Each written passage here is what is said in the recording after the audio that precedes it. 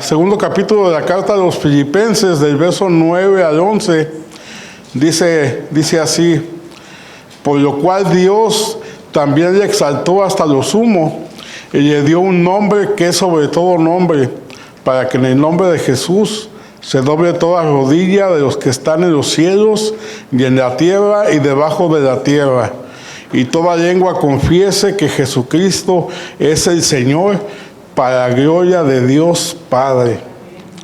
Solamente quiero repetir algunas generalidades de este pasaje, de este segmento de la carta de los Filipenses, que comienza en el capítulo 2 del versículo 1 hasta el versículo 11. Los historiadores dicen que esta declaración que hace Pablo del verso 5 al 11 era un himno que la iglesia del primer siglo cantaba o declaraba acerca de la persona de nuestro Señor Jesucristo. Se le conoce como un himno cristológico porque se enfoca en Cristo. La cristología es la rama de la teología que estudia la vida y la obra de nuestro Señor Jesucristo. Y en uno de estos departamentos de la cristología está uno que se le conoce como los estados de Cristo: la humillación y la exaltación de Cristo. Y estos versículos del 5 al 11 son de los versos principales para la doctrina de los estados de Cristo. Pablo comienza este segmento de la carta del versículo 1 al 4.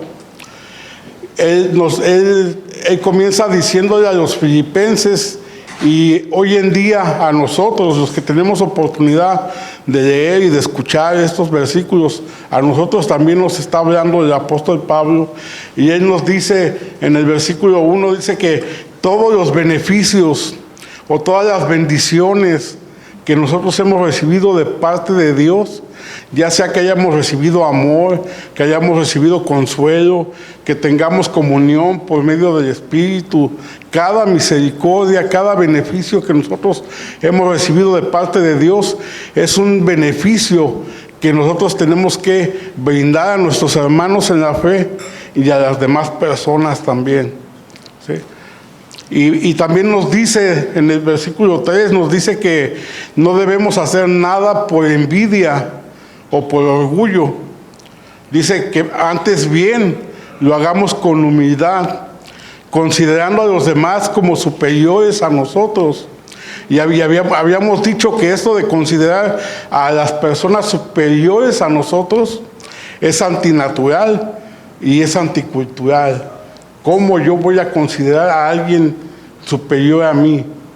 Es antinatural y es anticultural. Pero no nos dice nada más eso.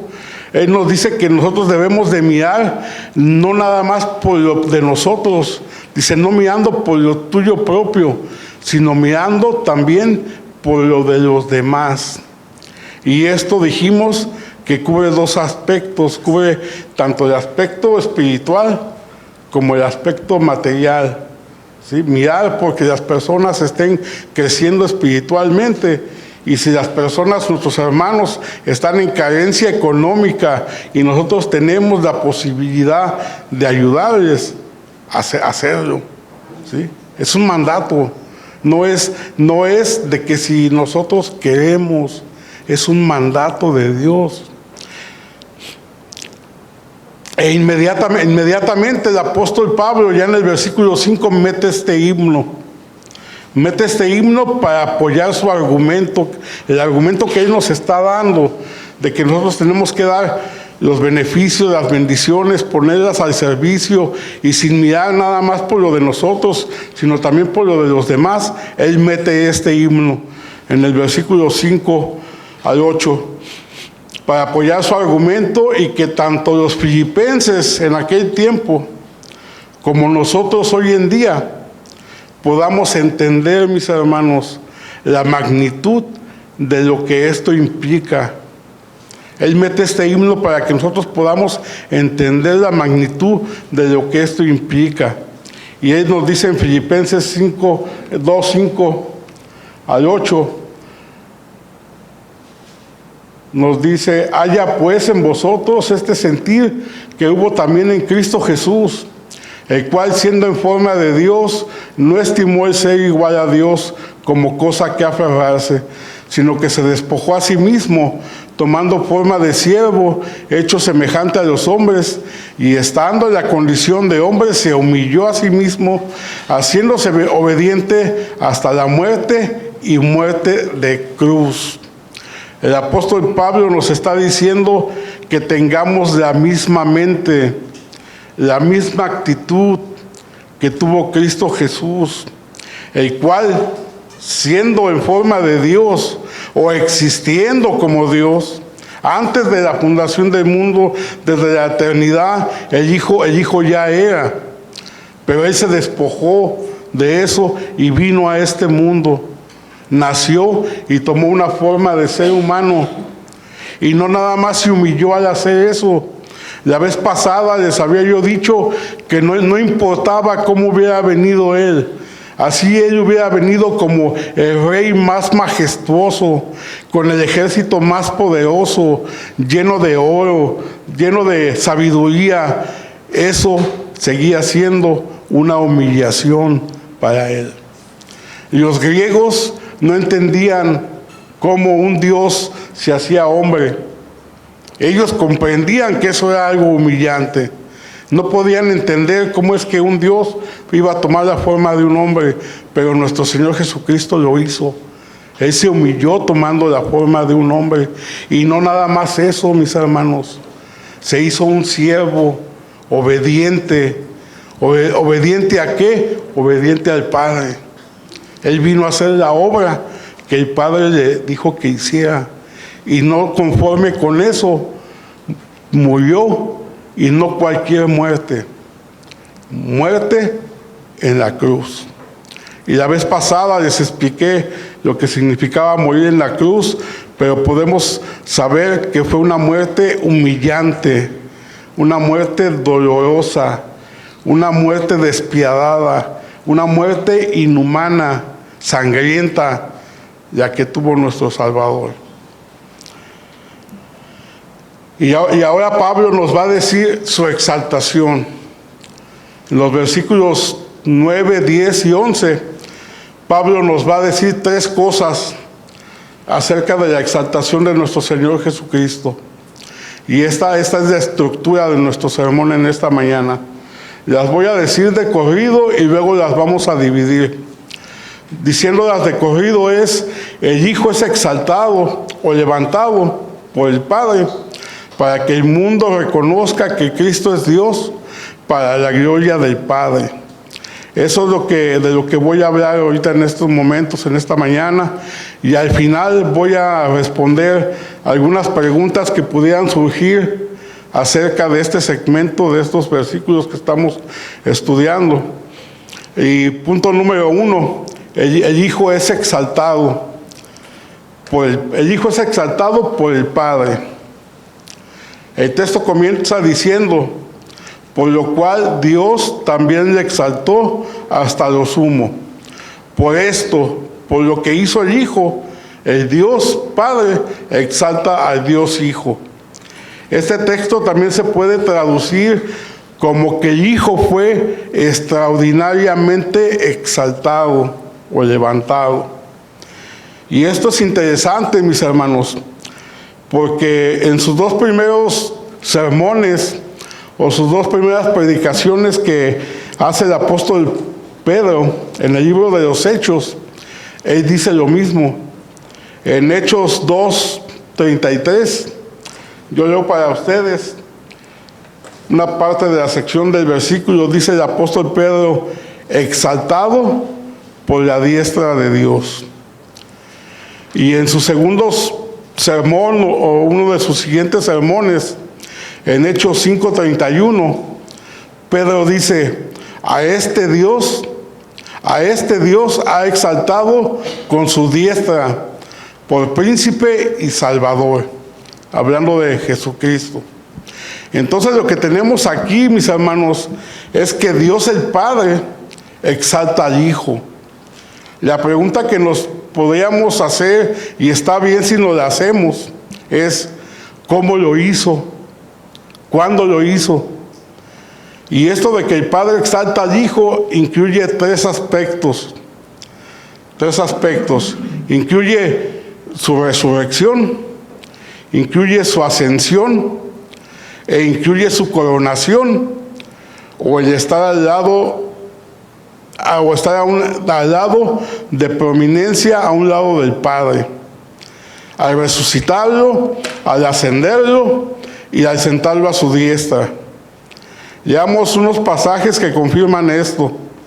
Si me acompaña a Hechos 13:28.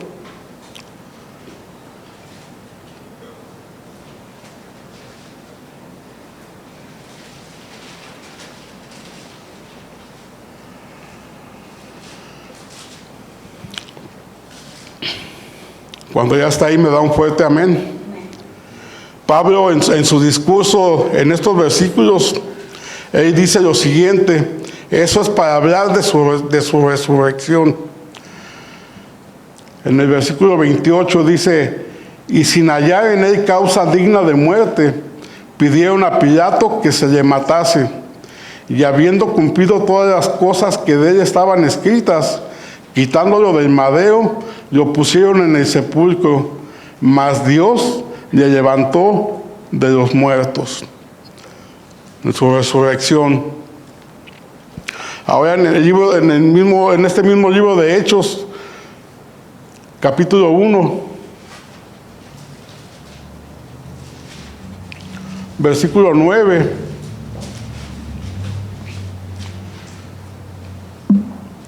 dice así, y habiendo dicho estas cosas, viéndolo ellos, fue alzado, y le recibió una nube que le ocultó de sus ojos. Cuando Cristo está con sus discípulos, Cristo fue alzado. Y hemos dicho que la exaltación incluye su resurrección, incluye su ascensión, pero también incluye estar sentado a la diestra del Padre. Y esto lo podemos ver en Efesios 1:20.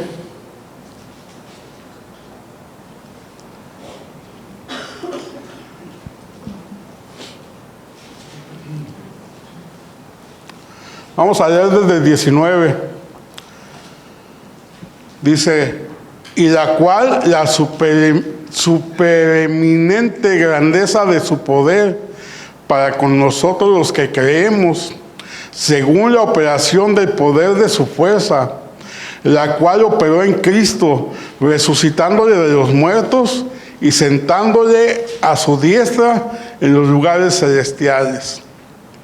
Ahí están ya los tres aspectos de lo que es la exaltación o el levantamiento de Jesucristo. Incluye su resurrección, su ascensión y el estar sentado a la diestra del Padre. Incluye esos tres aspectos, mis hermanos. Sigamos leyendo el versículo 9.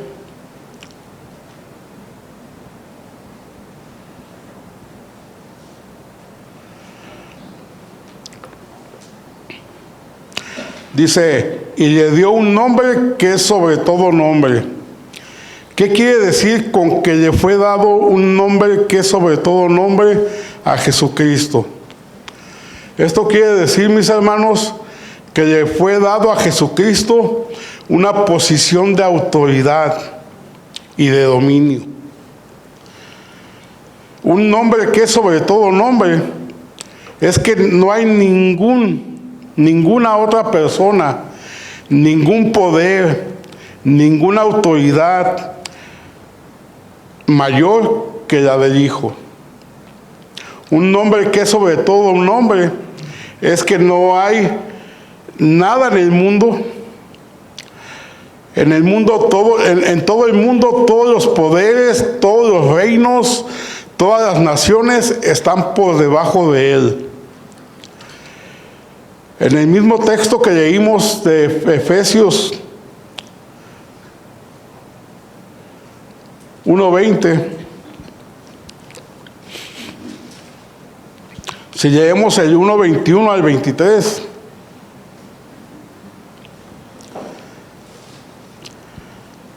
Dice así: sobre todo principado y autoridad y poder y señorío, y sobre todo nombre que se nombra, no solo en este siglo, sino también en el venidero.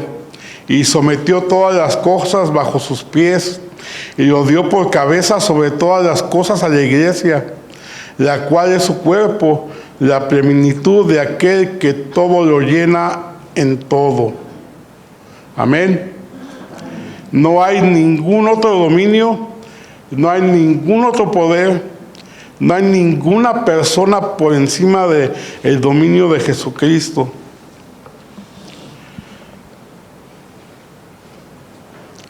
Cuando Pablo dice que a Jesucristo se le dio un nombre que es sobre todo nombre, él está diciendo: Cristo tiene un señorío que supera a cualquier señorío en este mundo y fuera de este mundo.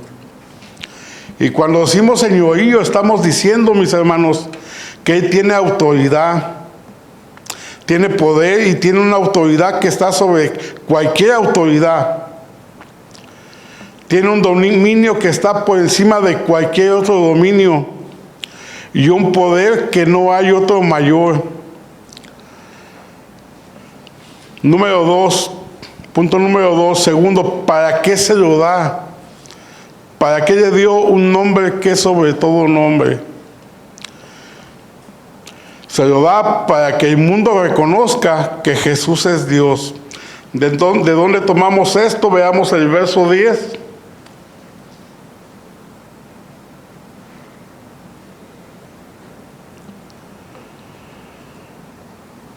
Dice: para que en el nombre de Jesús se doble toda rodilla de los que están en los cielos y en la tierra y debajo de la tierra,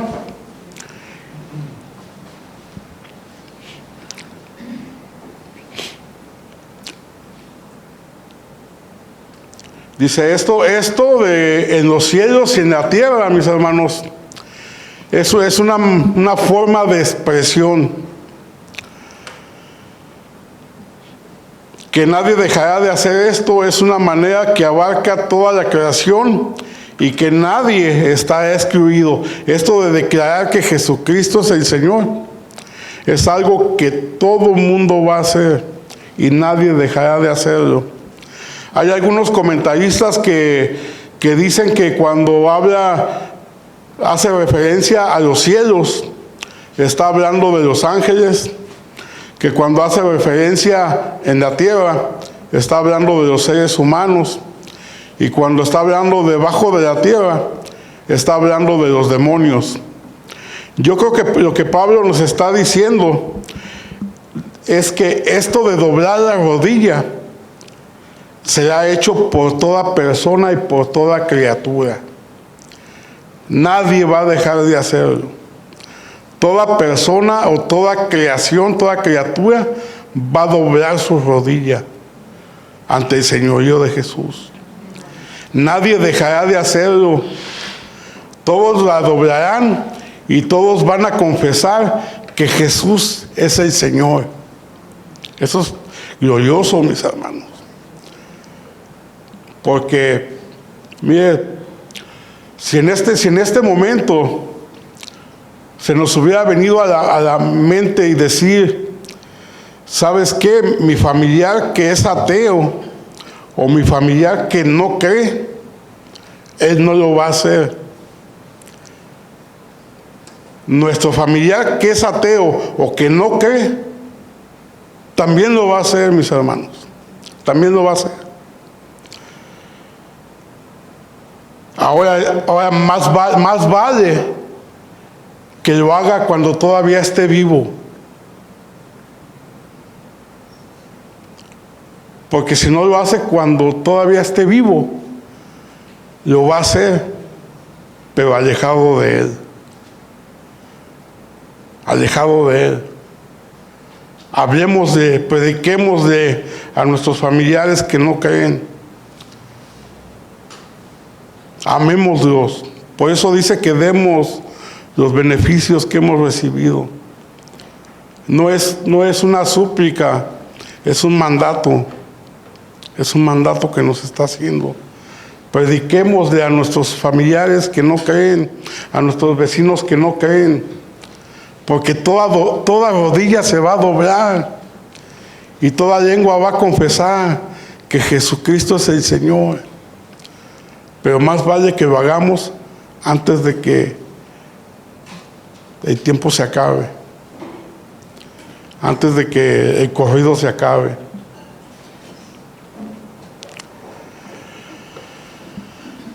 Todos doblarán la rodilla y todos se inclinarán ante el señorío de Jesucristo, mis hermanos. Y sigue diciendo el verso 11, y toda lengua confiese que Jesucristo es el Señor. Lo que Pablo nos está diciendo es que no nada más se va a doblar la rodilla, sino que además todos los seres humanos y toda la creación confesará que Jesús es el Señor. Todos, no va a haber nadie que no lo haga. Hay dos aspectos que nosotros debemos de contemplar.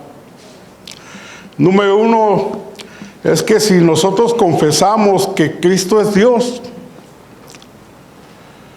Él merece nuestra adoración, nuestra confesión de que Él es Dios, glorioso, eterno, creador de todos los cielos y de la tierra. Eso es adoración. Y Él es merecedor de nuestra obediencia. Son dos aspectos diferentes.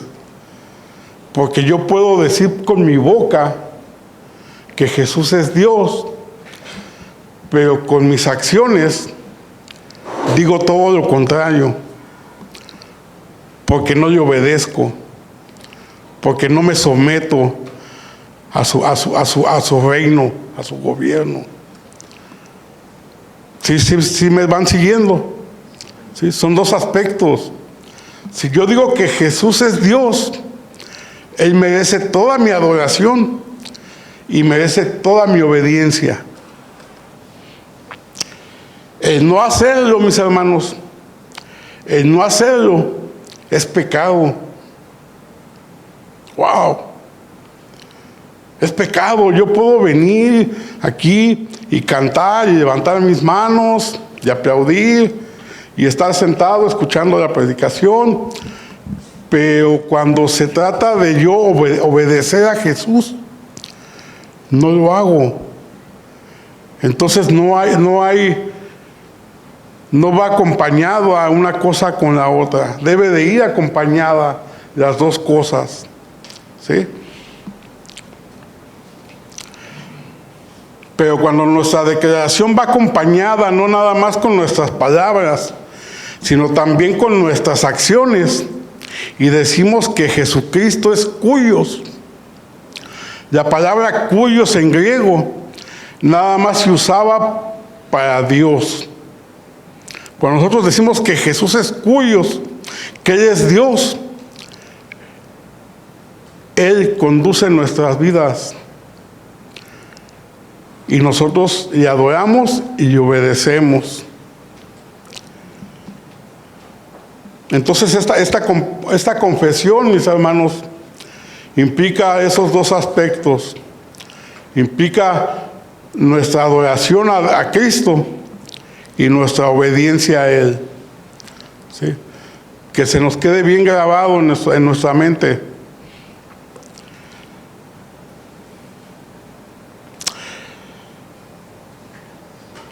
Como les decía la vez pasada, mi oración ha sido y es que mientras vemos estas verdades en estos versículos, Dios destruya todas estas estructuras vanidosas, arrogantes, orgullosas en nuestro corazón, y que sea como una semilla que dé el bendito fruto de la humildad en nuestros corazones. Lo necesitamos, mis hermanos. lo necesitamos. Por eso el mismo Jesús, en el Evangelio de Juan, capítulo 5, 23, Él dice estas palabras. Él dice: el que no honra al Hijo, no honra al Padre que le envió. El que no honra al Hijo, el que no obedece, el que no adora, el que no obedece al Hijo, no honra al Padre que le envió. Jesucristo es digno de adoración y de obediencia. Y lo podemos ver en otras religiones, mis hermanos. No quisiera yo nombrar religiones, ¿verdad? Pero se me viene a la mente los Testigos de Jehová, la Nueva Era, los mormones. Ellos dicen que Jesús tiene prominencia, pero ellos no adoran a Jesús. Ellos no creen que Jesús es Dios.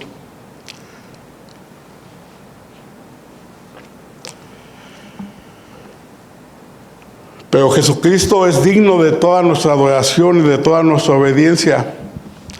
Este pasaje nos está diciendo que Jesús es digno de lealtad y de devoción.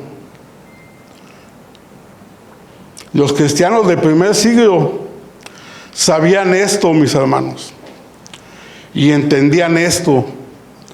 Por eso Pablo incluye este himno en esta carta, porque estas palabras no eran nada desconocido para ellos. Ellos lo cantaban, ellos lo declaraban. Porque una de las acusaciones que se les hacía a los cristianos del primer siglo, entre muchas acusaciones, decían que ellos cometían incesto, porque como se decían hermanos, decían: ya ven, se reúnen para tener relaciones entre ellos. Y otra acusación que les hacían es de que ellos cometían canibalismo, porque decían: están comiendo el cuerpo de alguien, haciendo referencia a que estaban haciendo la Santa Cena. Pero una de las acusaciones más fuertes que se les hacía a los cristianos del primero y del segundo siglo es de que ellos eran ateos. Y eso era porque ellos formaban parte del Imperio Romano. Y el emperador romano, para conservar la paz en todas las regiones que él gobernaba, él decía: tú puedes profesar cualquier fe, tú puedes profesar cualquier religión, pero recuerda que el César es Señor. Y tú tienes que doblar tu rodilla ante el César y confesar que Él es el Señor. Y los cristianos decían: no, el César no es el Señor. El Señor es Cristo. ¿Sí? Y mis hermanos, déjenme decirles que esa declaración no la hacían en una página de Facebook o en una página de Instagram, donde hoy en día podemos ver: Cristo es el Señor, ¿va? Muchas veces, ¿no? Y no le pasa nada a la persona que escribió ahí. Lo más que puede pasar es de que alguien le conteste un mensaje reprochándole lo que puso, ¿va? No, mis hermanos, esta declaración la hacían bajo persecución, y la hacían bajo tortura, o con la espada en el cuello de alguno de tus hijos, o que tú podías perder todo lo que tenías. Y muchos fueron martirizados por dar esta declaración de que Jesús era el Señor. Muchos fueron ejecutados, muchos lo perdieron todo. Familias enteras fueron llevadas al Coliseo, o donde hacían todos estos martirios. Pero mis hermanos, lo cierto y lo verdadero es que un día toda lengua va a confesar que Jesús es el Señor. Todos no solamente confesarán y se someterán a esa verdad, todos confesarán y doblarán sus rodillas ante esa verdad. Y punto número 3, y todo esto es para la gloria del Padre. Veamos el versículo 11. Dice, y toda lengua confiese que Jesucristo es el Señor, para la gloria de Dios Padre. Todo esto, mis hermanos, todo esto, todo lo que Jesús hizo de venir a este mundo, de encarnarse, de ser obediente, de morir en la cruz, el ser exaltado, el ser resucitado, levantado y puesto a la diestra del Padre, todo esto es para la gloria de Dios. Todo esto es para la gloria de Dios. Dios exalta al Hijo y le da un nombre que es sobre todo nombre, y los hombres confesarán que Cristo es el Señor, y esto traerá gloria a Dios. Es cierto lo que dice el Salmo 19 en el versículo 1. El Salmo 19 dice: los cielos cuentan la gloria de Jehová, queriendo decir que la creación, los cielos, el firmamento, la tierra, nos demuestra que Dios es glorioso, que tenemos un Dios glorioso. Pero hay un lugar, mis hermanos, un lugar donde la gloria de Dios brilla más que en cualquier lugar. Ese lugar se llama Jesucristo. Jesucristo es la gloria del Padre. Jesucristo, hermanos, es donde mejor brilla la gloria de Dios.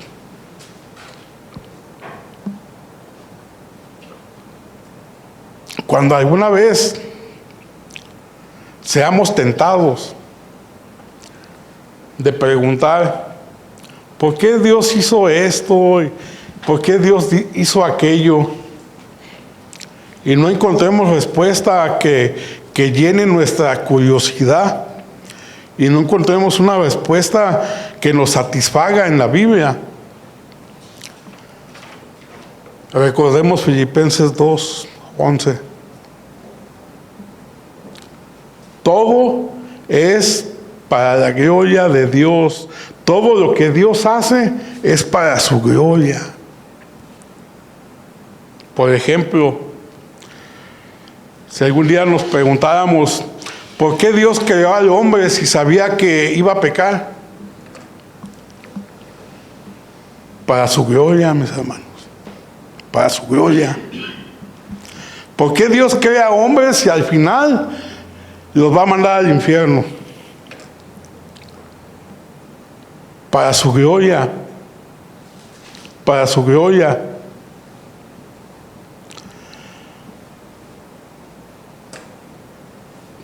Nunca levantemos nuestro dedo acusador a Dios, como con esa frase tan conocida de yo no pedí nacer, que muchos aplican o hemos aplicado. Yo no pedí nacer, porque Él quiso que nacieras y Él quiso que vivieras para que conocieras la gloria del Salvador, para su gloria.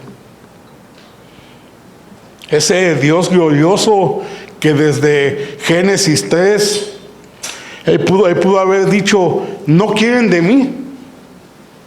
Perfecto, perfecto, váyanse lejos de mí y piérdanse por la eternidad y sufran y padezcan eternamente.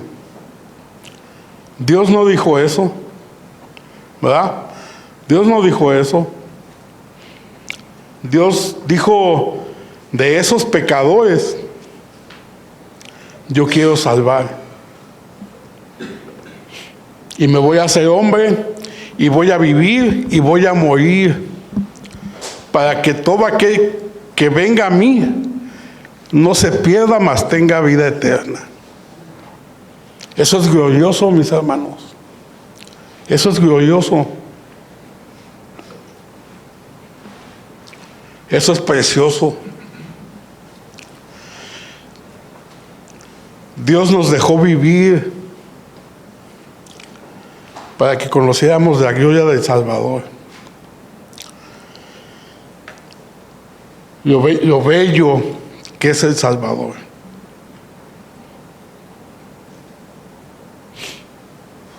Para la gloria del Padre. Para la gloria del Padre, mis hermanos. 3 puntos. El Hijo es levantado por el Padre. Segundo punto, para que el mundo reconozca que el Hijo es Dios. Y tercer punto, para la gloria del Padre. Eso es lo que tenemos en estos versículos. Quiero plantear y responder 3 preguntas que pudieran surgir al haber estudiado esto. Pregunta número 1. Si Cristo recibió un nombre que es sobre todo nombre, ¿eso implica que antes no lo tenía? No, es una pregunta que podría surgir, ¿verdad? Si Cristo recibió un nombre que es sobre todo nombre, ¿esto implica que antes no lo tenía? La respuesta es sí y no. Sí, porque Cristo es Dios. Él sí lo tenía. Siempre lo ha tenido. Como Dios, Él tenía un nombre que es sobre todo nombre. Él lo tenía antes de humillarse. Al venir a este mundo, Él tenía todo eso. Pero Cristo se hizo hombre. Cristo se hizo hombre. Su exaltación ahora es como hombre. Su divinidad no necesitaba ser exaltada. Él siempre ha sido Dios. Y nosotros los cristianos afirmamos y confesamos que Jesucristo es el Dios hecho hombre. En su humanidad, Cristo fue resucitado, Cristo fue levantado a los cielos y Cristo fue puesto en un lugar de prominencia. Esa es la respuesta. Pregunta número 2. El texto nos dice que toda rodilla se doblará y toda lengua confesará que Jesús es Señor. La pregunta sería, ¿cuándo será esto? Y en un sentido podemos decir, podemos responder en el momento de la muerte o cuando Cristo venga. Cuando Cristo venga, todo ser humano confesará y doblará sus rodillas. Pero en un sentido podemos decir que los cristianos ya hacemos esto. Doblamos la rodilla y confesamos que Jesús es Señor. Otros lo harán al final. Otros lo harán después. ¿Y sabe qué, mis hermanos? Lo van a hacer con una gran tristeza.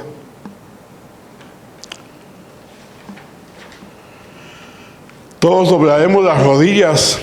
Unos lo haremos con alivio y con satisfacción cuando estemos en los cielos.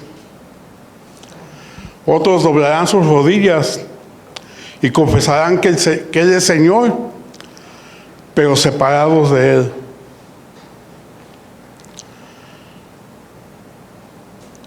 Lo harán llenos de angustia, gimiendo y padeciendo por la eternidad. Ese día muchos lamentarán haberse burlado de la fe cristiana. Lamentarán haber sido indiferentes a las palabras de Jesús. Y digo muchos, porque Jesús dijo en aquel día, recuerda, en el libro de Mateo 7:22 y 23, en aquel día muchos me dirán, Señor, Señor, en tu nombre. Y Él les va a decir, apártense de mí, hacedores de maldad. El remordimiento, mis hermanos, será terrible. Ya no es arrepentimiento, es muy diferente arrepentimiento y remordimiento. El remordimiento va a ser terrible.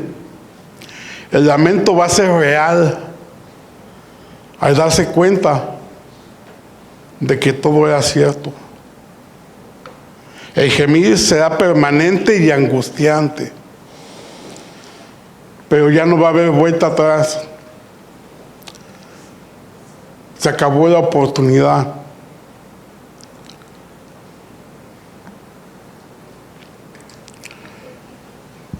Va a ser terrible, mis hermanos, para los que van a doblar su rodilla al final. Va a ser terrible.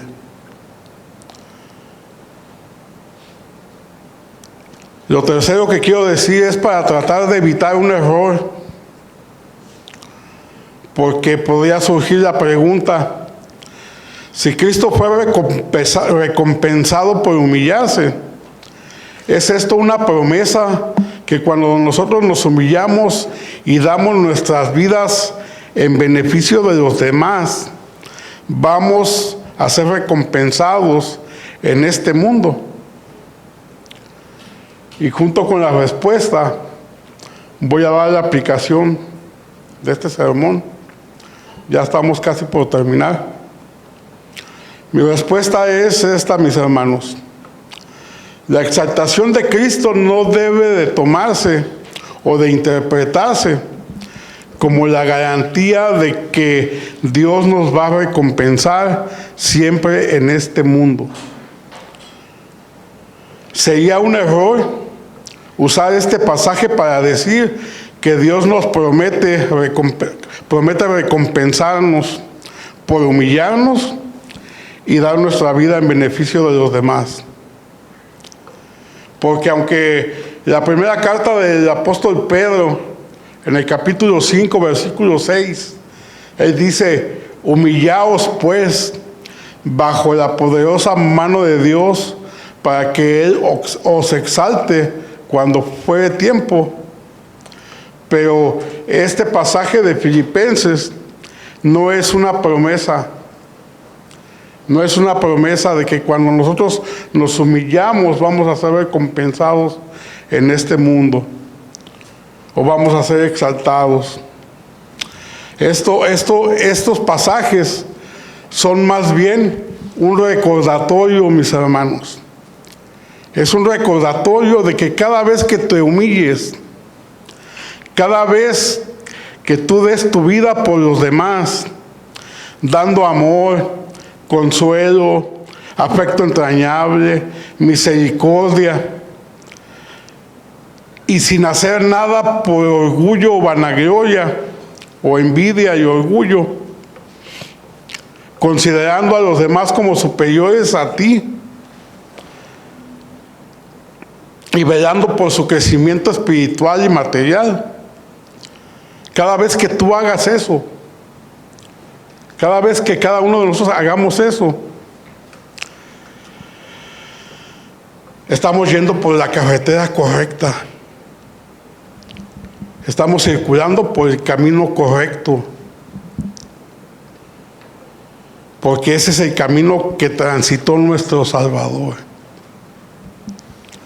Nuestro Salvador, Jesucristo, recorrió el camino de la humillación para llegar a la gloria. Entonces, cuando nosotros nos humillamos y damos nuestra vida por los demás, vamos recorriendo el mismo camino hacia la gloria. Nuestro Señor Jesucristo vino a este mundo y nació y anduvo en pañales, como dice el Evangelio de Lucas. Caminó esta tierra, respiró el polvo de la tierra,